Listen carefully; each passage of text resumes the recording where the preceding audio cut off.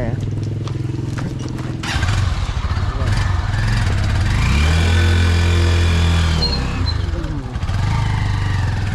Hindi na yata yung sasakyan natin ah.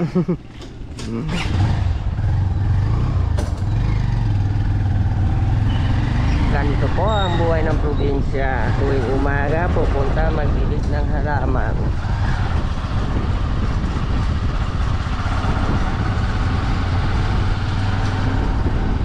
Tanghali na ata eh. Sasakyan na yata. Tatay, galing na. Ah.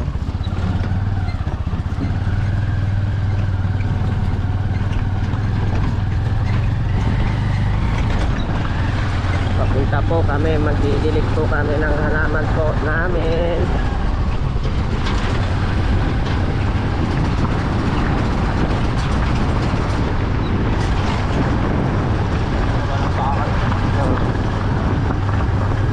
Iba din na may-aring itong lupa na to.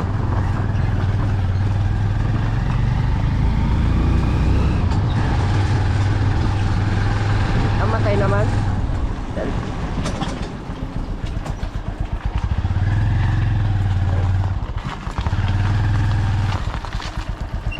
First destination. Na ano siya? Wala.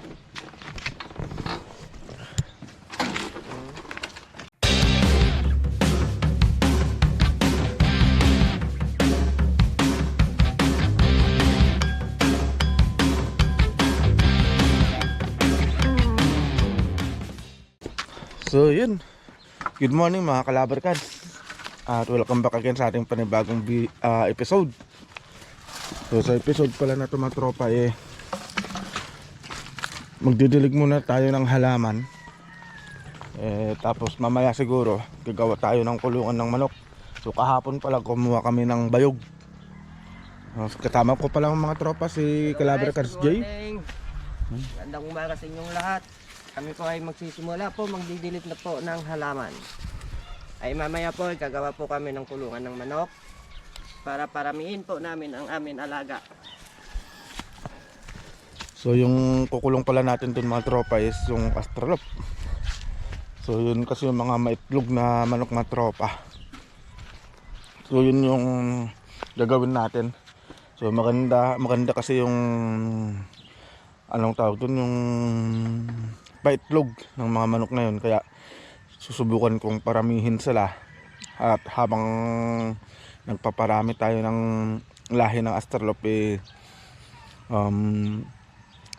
makakapagbenta rin tayo ng itlog ng mga astrolop na yun for business purpose yun. Pero nagsimula lang tayo mga tropa sa 4 na inahin saka isang lalaki.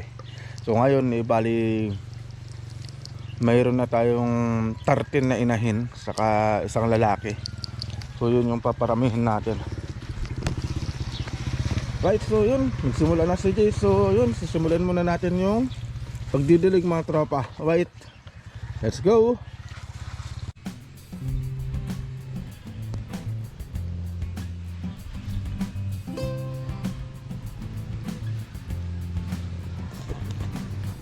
So makulimlim na umaga sa inyong lahat mga tropa.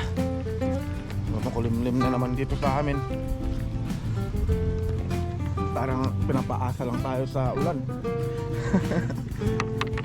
Nung nakaraan makulimlim pero hindi naman bumagsak yung ulan niya.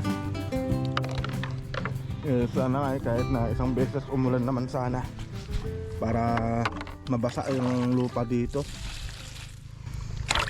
Kaso wala talaga mga tropa Hindi talaga siya umuulan. Pero yung ginaw nawala na. So mainit na pag ganitong umaga. Pero nung nakaraan talaga sobrang lamig sa umaga mga tropa. Ngayon wala mainit na.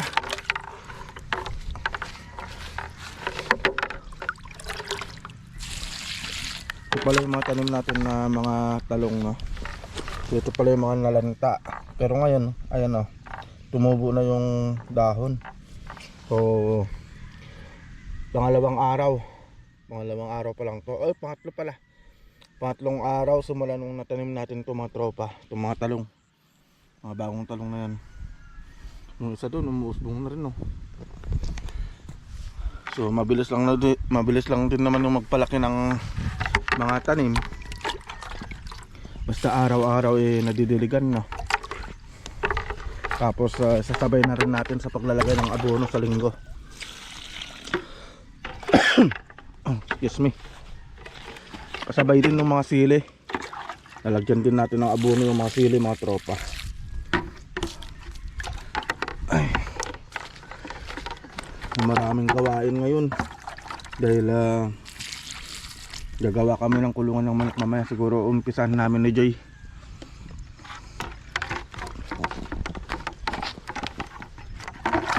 Pero hindi natin full time yung paggawa ng kulungan ng manok. Gawa nga nung may gawain din kami dito sa bukid.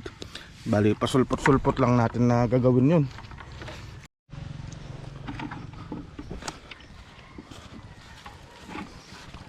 Mabuti na lang meron na si G na nakakasama natin dito sa bukid, mga tropa. So yun nga, mamaya gagawa kami ng kulungan, pero hindi namin full time yung paggawa ng kulungan. Gawa nung meron kaming gawain dito sa bukid. So, ito na yung mga sitaw natin, oh. Maganda na. Maganda na yung kinalabasan ng mga sitaw natin, mga tropa, oh. Lalo na pag malagyan ng abono to, no, Jay? Oo, Abono.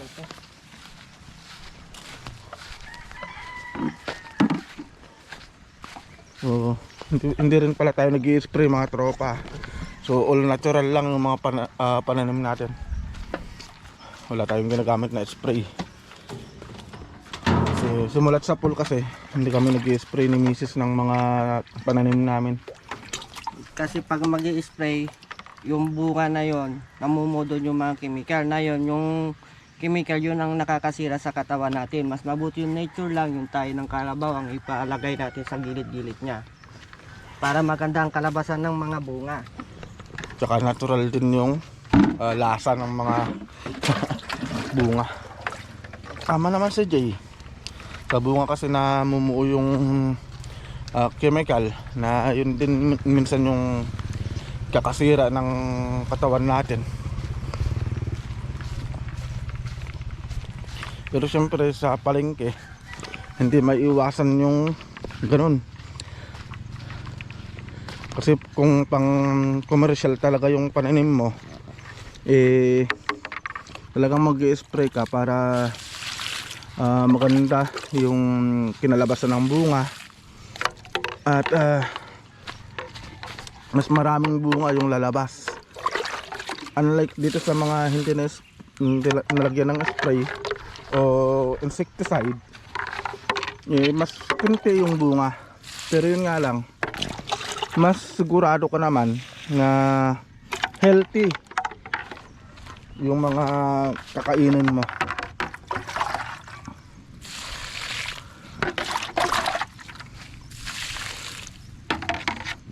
Katulad ng mga pananim ko, mga tropa, walang spray lahat to. Abono lang, yun lang. Abono lang talaga yung nilalagay namin. Wala nang iba.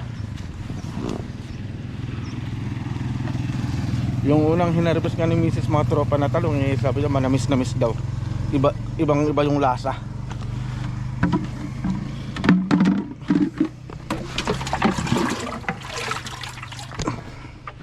Yung nag-iisang talong dun na napalaki ni Mrs. mga tropa, yun yung hinarvest na.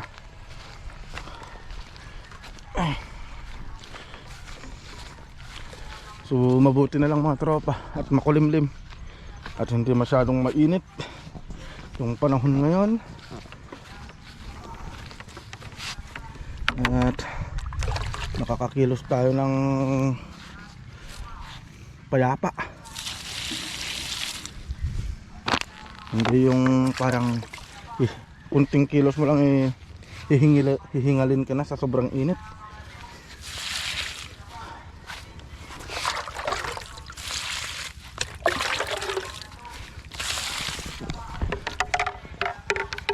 So Itong mga pananim pala natin mga tropa para magto 2 months na yata ngayon. Magto 2 months, so yun, magto 2 months nga. Magto 2 months na itong katapusan ng Marso. Kasi nagtanim tayo ng katapusan ng January. Pero ganyan pa rin yung kinalabasan gawa nga nung siyempre hindi tayo nag-spray, natural lang. Natural yung pagpapalaki ng mga halaman.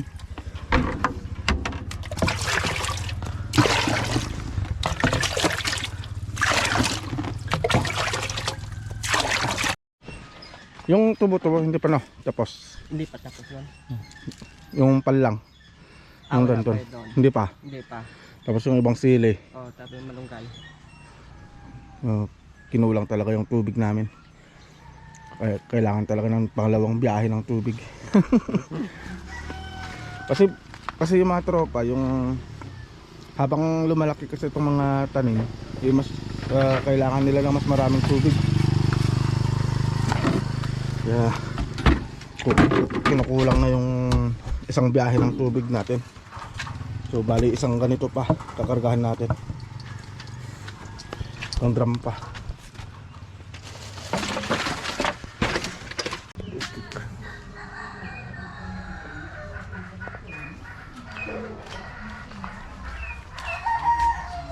Right mga tropa. So ito, tinignan ko pala yung mga manok ko. Ito yung nangyari mga tropa. Grabe, kinawawa. So ito, nakapasok sa dito sa may malalaki.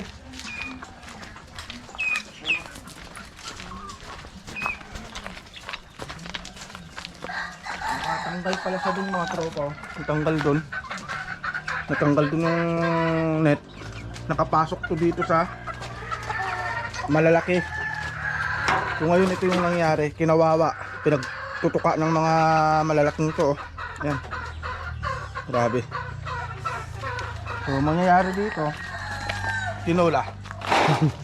Wala nang pag-asa to kung ganito. Tinula na lang ito. Mabuti na lang pala umuwi tayo. At nang nakita natin kung saan malas na ito. Kung hindi sana tayo umuwi, baka Wala patay na to. Patay na. Sinulan na lang ito. Running for 4 months. Sayang. Balik pa.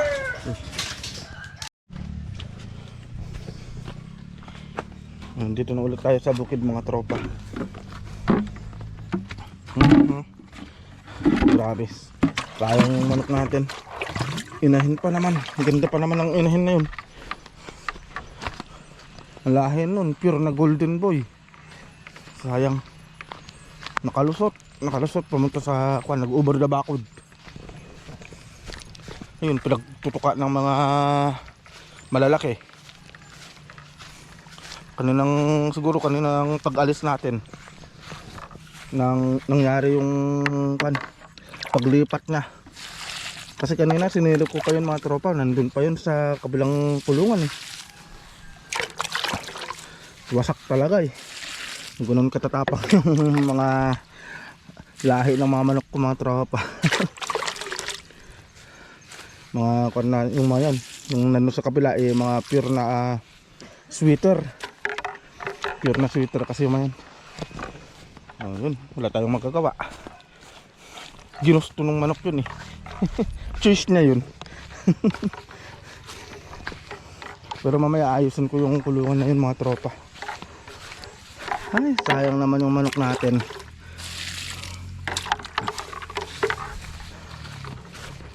Ganda pa naman ng inahin. Ang hinayang talaga ako. Pero wala na eh, wasak na talaga yung may parting ulo. Yun talagang binanatan eh.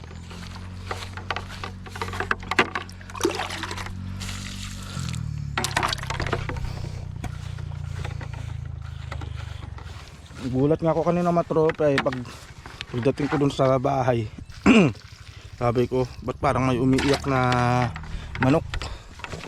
Yun pala, binabanatan na pala yun kasi nag-over the backwood.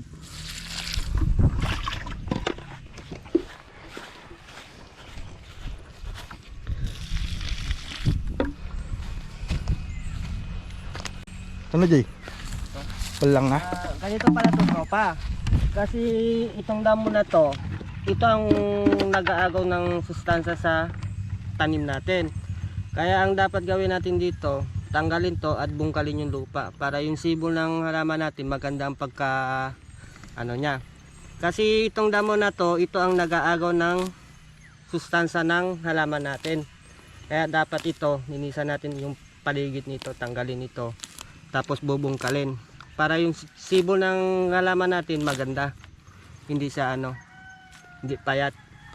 Kasi namamayat na sa kasi katropa kasi wala kahit anong dilig natin ang kumukuha ng ang damo na kaya tingnan mo yung damo ang ganda ng pagkatubo kaya kailangan natin to bungkalin to dito sa paligid niya, tanggalin natin to para walang aagaw sa kanya lang mapupunta lahat. Bakit tapos natin? Schedule natin yan. Schedule natin yan. Alright, so yun nga, magdadamo tayo mga tropa. So nagdamo kasi ako nung nakaraang previous vlog natin. Problema lang kasi magsimula nun na yung last, hindi na tayo nakapagdamo ulit. Sobrang dami ng inaasikaso kasi. Ay, pero paunti-unti maasikaso din natin lahat yan. Katulad nito, ito yung mga tinanggalan natin ng damo nun, pati dito. Pero yun, lumago na naman. Tignan mo katropa, yung balang damo sa paligid niya, tignan nyo ang sibol niya, ang gaganda. Pero hindi, ito yung dinamuhan ko pero tignan mo ito katropa, na sa paligid maraming damo, kaya yung katutubo nito, tignan nyo, iba na. Kasi ang sustansa na para papunta sa kanya, napupunta sa damo. Kaya ganyan ang nagkakaroon ng diferensya. Para kung gusto ninyo maging magandang halaman ninyo, katulad nito, ayusin yung pag niya. Tingnan nyo yung bunga, ang gaganda. Kasi napupunta sa kanya lang, hindi inagawan ng mga damo. Ganun lang yun. Walang kaagaw. Tingnan nyo to. Sa paligid niya maraming damo, kaya ang kalabasan niya nawawala ang niya. Sustansya, hindi maganda ang pagkasibol. Pag malinis yun sa paligid niya, maganda ang kalabasan. Kaya magdadamo tayo. Marunong ka magdamo, Jay? Oo. Anong klaseng damo? Ay, so yun. Isa pa yun sa gawaing bukid natin mga tropa. Sabi na rin kasi ako kay Jay na magdadamo, kaya yun, sinabi niya rin. Kasi kailangan din talaga natin na tanggalan ng damo yung mga pananim.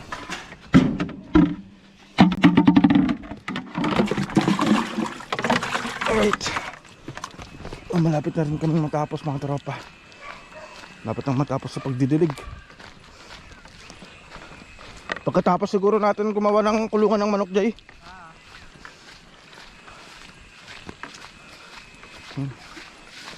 Maraming gawain. Hindi lang sa bukid, pati dun sa manukan. Tapos na to, Jay? Tapos na yan? Pati sa manukan, tapos sa baka, tapos sa pagdadagat. So maraming gawain. Ang dami natin pwedeng content mga tropa na. Pero siyempre hindi natin mapagsabay-sabay lahat yan. Kaya kung ano yung ka-schedule na pwedeng gawin, yun yung mga vlog natin. Katulad nito, nagdidilig kami dito sa bukid, pero mamaya gagawa kami ng kulungan. Baka mamayang hapon na siguro, para dire-diretso yung pagtatrabaho.